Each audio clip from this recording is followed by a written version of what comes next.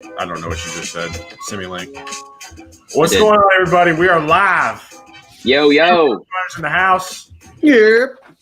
It is good to see everybody. I need to post. We need to post. How do I share this? Doing great. I'm doing great. Hold on. Boys, I will share the link. What's up, everybody? Add us, comment us. Let us know where you're tuning in from. We would love to see your beautiful faces. We're talking about the ATS today, everybody. How do I share this, Taylor? I'm going. Share that link I just sent. We're like live. I'm like, hey, share this. I will share to Unicorn Finders. Y'all just post on your pages.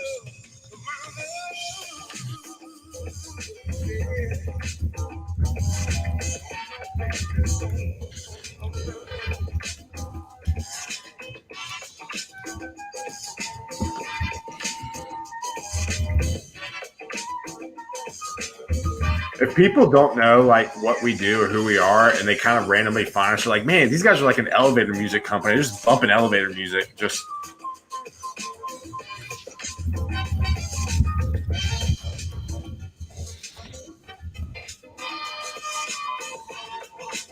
sweet. Awesome. We got some viewers slowly trickling in. Again, add us, comment us, let us know where you're tuning in from. We're excited to be with you all this wonderful Wednesday morning. Hey, Dan. Yep. What's the temperature in I don't know why that just got me giggling. What's the temperature in Tampa today, big dog? 78 degrees, zero precipitation, partly cloudy. When was the last time you went out on the ocean? The oceans? Not this past Sunday, but the Sunday before. I'll be out there next week, though. So jealous. Jake, you're on mute. You're like talking to a wall right now. Remember, just FYI. I was doing that anyway. I love it. Y'all, we finally have some people watching because we posted that we are live. Thank y'all for tuning in. Add us, comment us, let us know where you're tuning in from. Things are bumping up. So let's go ahead and get started. Everyone, thank y'all again for tuning in to the Unicorn Finders. As you can tell by our ticker at the bottom of this, we now have merch. We now sell things. So we have our lovely coffee cup that I'm drinking out of today. Don't mind the mouth stains from the coffee this morning. So please buy that. It's cool. It holds coffee and all of your other liquids. We also have shirts and journals and all that jazz. So for those of you who do not know what the Unicorn Finders is, you somehow ran across us on LinkedIn or Twitter or YouTube, and you're like, what the heck? Who are these guys? Why do y'all do what you do? This thing started in the pandemic. This was a pandemic project back in March of 2020.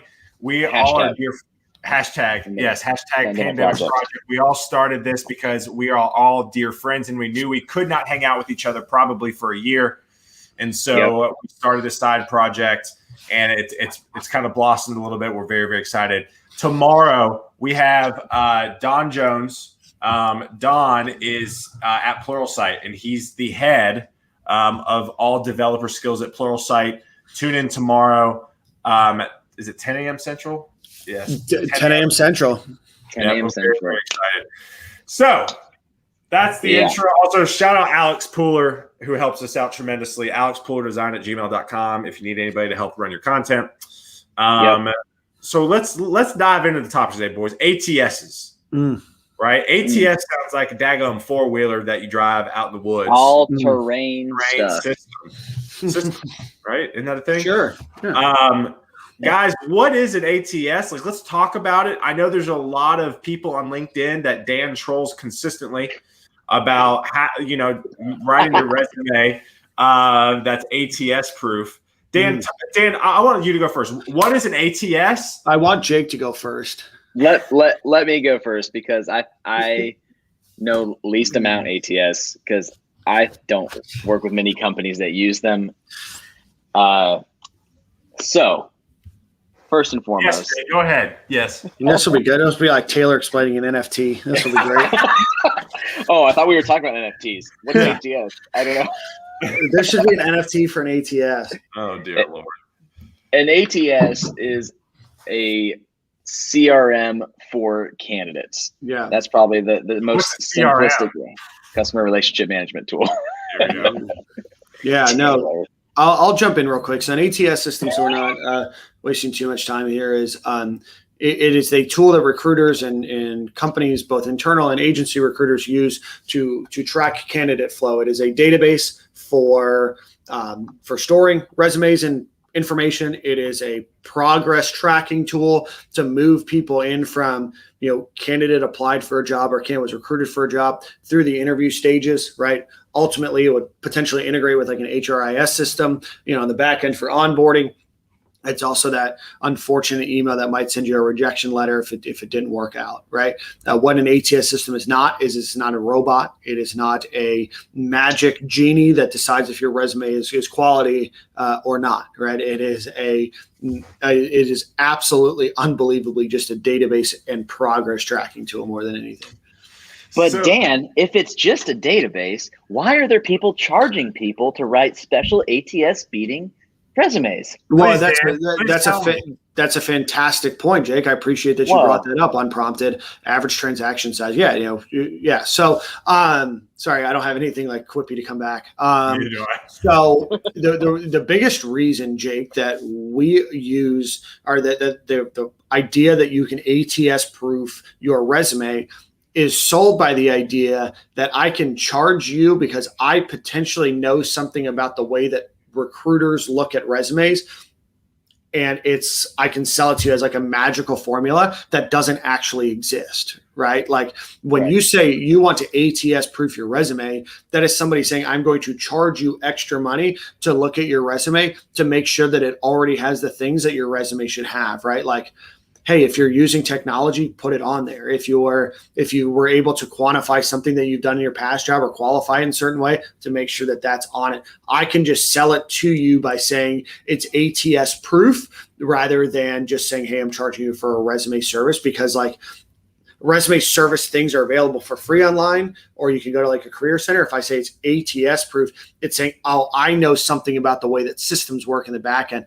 which like ultimately doesn't exist. I've heard people say ATS proofing your resume means taking out all uses of lines and horizontal or vertical lines, it means taking out tables. It means changing the font type, it means changing the font color. It means changing all of these different things. I'll be honest with you. If you've ever used Microsoft Notepad from like 20 years ago, that's exactly what every single resume looks like once it gets parsed into a database. So it doesn't matter if you use all 256 colors that are available to you on Microsoft Word, or if you use one, it literally all transcribes into an Arial font at like 11 points, and it's all that, right? It takes out all formatting anyway. So like it's all a lie. It is all a 100% lie to try to convince you to charge or to pay extra. Man, tell me how you really feel, big dog. I love it. Yeah, well, no, I will call them out by name. People like Liz Ryan, they're lying to you. Right? Like it's funny. It's like ATS proof. We're starting to go after people now. Yeah, no. Hey, ATS proof your resume. Oh, how are you going to do that? Oh, it costs $100 for me to do that. No, thank you. Right? Because all you need to do to ATS proof your resume is read how to write a resume to begin with. If you don't know how to write your resume, reach out to one of us and we'd be more than happy to do it for free. Absolutely. It's true. I mean, look, there are unbelievable amounts of free services, especially if you're unemployed. Oh, this is news to me. Looking for a job. Yeah. Unemployed, looking for a job. Don't spend your money on a resume writer. If you're going to spend money on something, spend your money on trying to find a way to network with people, buying someone a socially distant coffee, like just so you can talk and like understand their trajectory or their company or whatever. Do pretty much anything else, but waste it on something like that. So, and I'm going to say this though. I think I posted this on Twitter. I think having a good resume is paramount though. And yes. I think it's fine to pay for a resume writer if you suck at writing resumes, like most people do. However, I would leverage somebody who you know and who you trust, because I will tell you this: I've had a bunch of people DM me their resumes after being paid, paying them, and it's not good. And it's not good at all. Dan, do you need to take that? No. So there's a difference between writing a resume Yeah. And those services that are offered and Yeah. services to ATS proof your resume. I've heard people that are ATS proofing your resume say to write all of the keywords of job descriptions in white font and put it at the bottom of your resume. What? You want to know what happens when you do that? It literally comes across into our database as all of your resume, and at the bottom, all of the keywords. You want to know what I'm going to think of you if that's how you thought you could beat the system? That's not what it is, right? So like pay for a resume writer, focus on resume writing services, focus on qualifying and quantifying what you've done. Don't focus on like these weird like tricks. I am floored.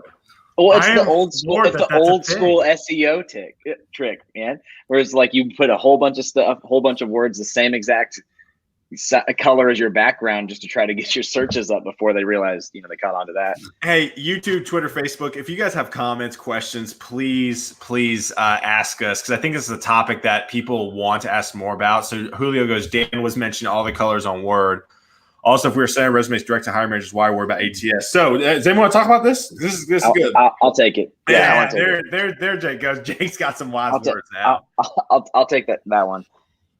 You're correct. Yes. You do not need the ATS if you are working directly with a hiring manager. Secondly, if you are a junior engineer trying to get into a company, applying online directly to that company is really not going to get you anywhere unless it's specifically for an entry level or internship program that they have, which in that case, they're still going to have a very, very strict process just mentally.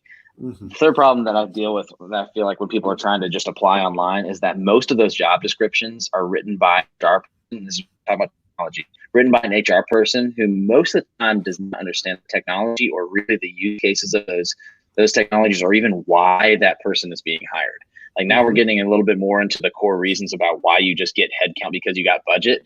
Mm-hmm.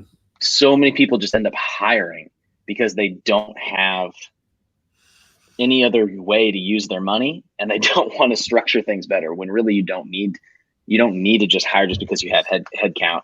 And as soon as you throw that over the wall as an engineering manager, it's like, yeah, just find me like 10 engineers.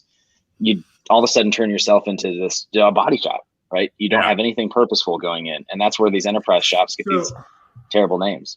So let me ask you this, right? I'm going to play devil's advocate, or not devil's advocate. I should ask a question. Should people want to work at a company where they have implemented an ATS? Yes or no? I'm interested to hear your thoughts. No holds bar. I have a thought I'm going to share after y'all share your thoughts. Should a candidate want to work at a company that uses an ATS? Yes. It depends. Okay. You're right. Okay.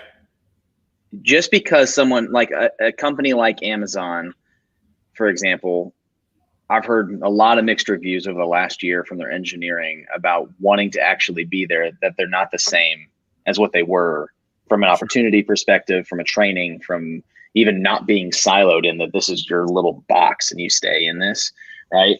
But they've been using an ATS for years and years just because of the number of applicants, right? Just because their culture has shifted in the last year doesn't mean that I wouldn't have wanted to work there 4 years ago. I would never want to work there now, ever.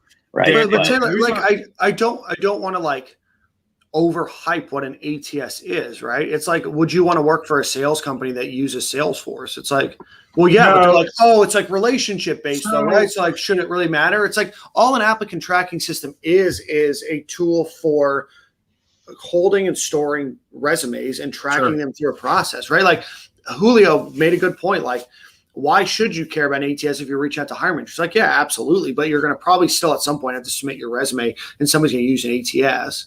So I'm going to say this then. I think how a company leverages an ATS is a sneak peek within their culture. How they leverage it, as in if they're using like the automated responses. It's like they don't let you talk to hiring managers, right? Or if they, if they're locked down and they're super process oriented and they don't care about you as an individual, I think that is a peel behind the onion when it comes to their culture. It's definitely a big turnoff to me, though, if I'm building teams for people and they send me a greenhouse link to submit candidates instead of talking about candidates. Like that right there is automatically okay, you just want to Well, and that's where, and we can get into Yeah. real quick too about how hiring managers, and this is maybe, another conversation for another day, but like I can usually tell the culture of a company on the first initial call for an intake call for people hiring. And I know y'all can too, with the way they treat recruiters. And so for me, I truly think that if a company is super process oriented around the ATS or VMS, whatever letter acronym you want to say, I think that is a red flag.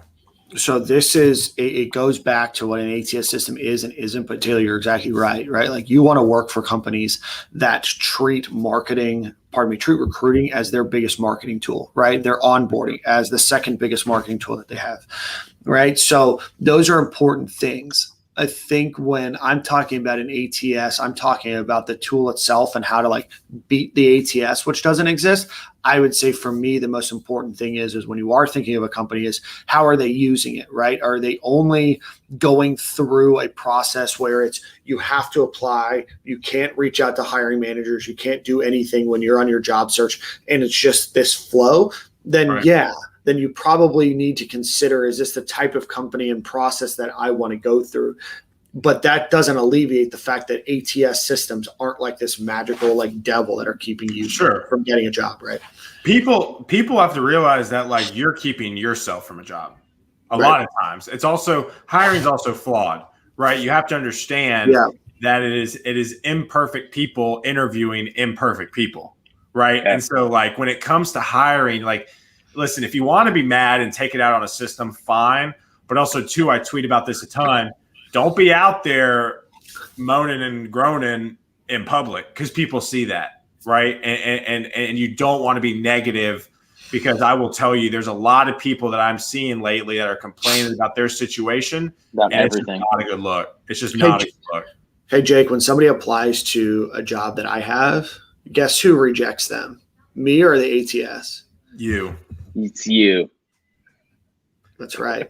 I'm the one that's rejecting your resume. And I don't mean that to be a jerk. I mean that to be 100% to say like there's humans on the other end of it that are looking. And we get into this world where it's so easy to blame other people, right? It's so easy to blame a system. That's another topic. Blame. Yeah, it's I either want to blame the system, the ATS system. I want to blame the recruiter that didn't look at my resume. I want to blame the recruiter that isn't technical enough to know my resume. I want to blame the interviewer who doesn't want to interview the 200 people that applied to see what kind of potential that they have, right? Like there's so many other people. In reality, you really have to think about it is the resume that I have that I'm submitting the best document of myself possible. And what's the way that I can do that? To make sure there's no typos, to make sure that my formatting, to make sure that it looks like I have spent time doing it, that it's consistent, right? I tell people there are very few things in life that you have 100% control over. What you post on LinkedIn, what your resume looks like are two of them. You have complete control. And it's when you start blaming other people for things that you have complete control over, there's a mirror right on the other side of things that you're blaming that like your face is like on a Jumbotron on, right? That's good, man. Hey. Well, preach. I'll preach.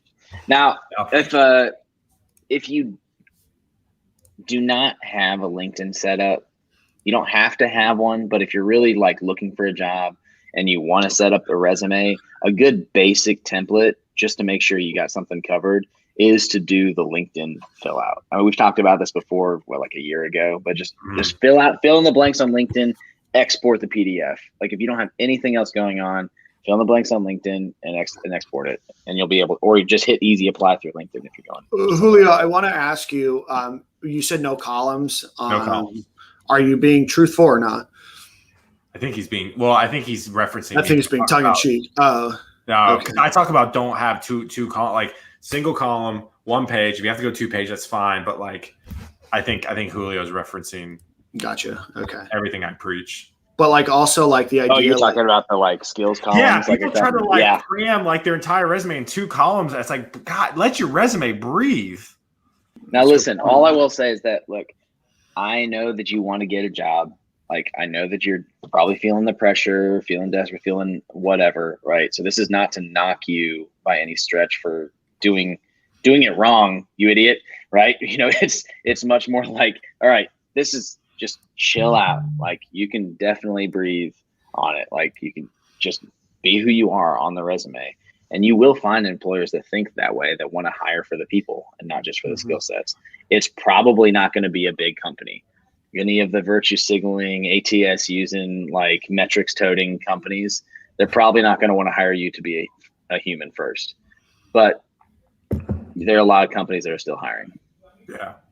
So is it still ATS effect? I applied for jobs for big companies, somehow wondered why they responded months later. Yeah. I mean, listen, follow-up's terrible, right? I mean, Jake, Dan, and I talk about the importance of branding with companies right now, and how interviewing is, in my opinion, one of the single most ways companies brand themselves. And no feedback, no rejection, no callback, and then a weird email 3 months later. Like, it's just not a good look. It's not a good look. So unfortunately, that's very common. And that just, again, shows that they view people as numbers, which stinks. Yeah. Well, and I don't. What was it, Ian? I'm sorry that you feel that way. I don't think it's an ATS problem. I think it's probably a way that they made the posting and a lack of response. Sometimes it's the recruiter that just didn't respond. Sometimes it's the hiring manager that didn't respond. Sometimes jobs are posted and they're not necessarily a priority. There's a lot of reasons why, but it's not the ATS's fault that your resume wasn't responded to. There's a person on the other end of that. There's no real automation. Like, I read a post the other day on Reddit, I think, and they talked about all these tools that exist that, like, if you don't have a certain percentage of keywords, your resume is automatically rejected. Like, that AI doesn't exist. That machine learning doesn't exist because so many people would not get jobs because of that, right? Like, there is a recruiter that is doing things on the other side. I'll also say this: companies do a really poor job with follow-up to candidates that weren't interviewed or weren't talked to about letting them know, hey, the position was filled. Oftentimes there can be an internal position where they have a company policy where the position has to be posted and they already have somebody. I hate that that's like a policy that exists. It's usually for EEOC and government data. But dude, I get it, man. I know it's frustrating, but I don't want you to blame a system. I want you to blame poor companies more than anything. I think that there's also the other side of it too, where you have, depending on when you apply, like if you're applying around a graduation time, right? That you could be lost all of a sudden, depending on the role you apply, in an influx of thousands of applicants that they don't normally get. Right, the system can't handle. Right, it would be cool to have some sort of, when you close that job or when you fill that position, anyone who applied, if it did just automatically, send something, the role you applied for has been closed. Here's another one that's like your skill sets or that you'd be interested in or something like that. Ian, what I would do when you send your resume is try to find a recruiter that works for that company, right? And I know sometimes, like, if you apply at Ford, it's tough to find the recruiter that's working on your job, right? But try to reach out to a recruiter and just say, hey, I applied for this job. Sometimes there's like a code or a number that will tell you which job it is. Say, hey, I applied for this. Just wanted to follow up, make sure that my resume got received. And try to figure out the process from there. But just applying and then just like hoping and waiting that it's going to work out is not often the best tool for success. Yeah. And then Julio. But I sympathize with you. I feel that we know how the system works. It's up to us to either take it personal or find a different way. Networking is way better than sending applications. Yeah, I mean, that's it, right? I mean, I mean, everybody knows how this whole thing works, and it's just up to you if you're going to play the victim or. Yeah, Julio's in our little blessing. He gets the blessing. Yeah, we need to leverage that. We need to leverage that more. Dan, you froze. That's it, right? Like, best way to get a job. Yeah. Mm-hmm. Sorry, I think I lagged a little bit. I think Julio, you make a great point, right? Is that we are talking about the tangible things that you can do to try to put your name out there, put your resume out there in front of the people that are making hiring decisions, compared to playing the victim and saying, oh, it must be something wrong with a system that exists that is magically not getting me a job. It's like we have to be proactive with our job search instead of reactive. So good. I love that. And we say every time that, like, if you, especially if you're in technology or software engineering, while you're waiting, start something. I mean, what do you have to lose? There's open source software. All it costs you is your time. It makes you better on interviews. You get to have something different than talk about than what's on your resume. And you can try new technologies if you wanted to, and then start adding them to. It's just side projects and things. It's amazing the difference that it can get. And if you don't have any ideas for a side project, reach out to your local startup incubator. Reach out to anyone in private equity. Hey, I want to donate my time, to any of your startups. Reach out to nonprofits. Everyone needs some help in that, right? So, yep. I love it. Well, boys, we were at 25 minutes today. I love it. Fun. That was fun. Awesome. Love you, Nino. Hey, we'll see you all tomorrow live. Yes. Tomorrow. Live. Tomorrow. Super excited. Super. Pluralsight. Head developer skills. Y'all join us tomorrow. We appreciate y'all a ton. Y'all have a good one. Peace.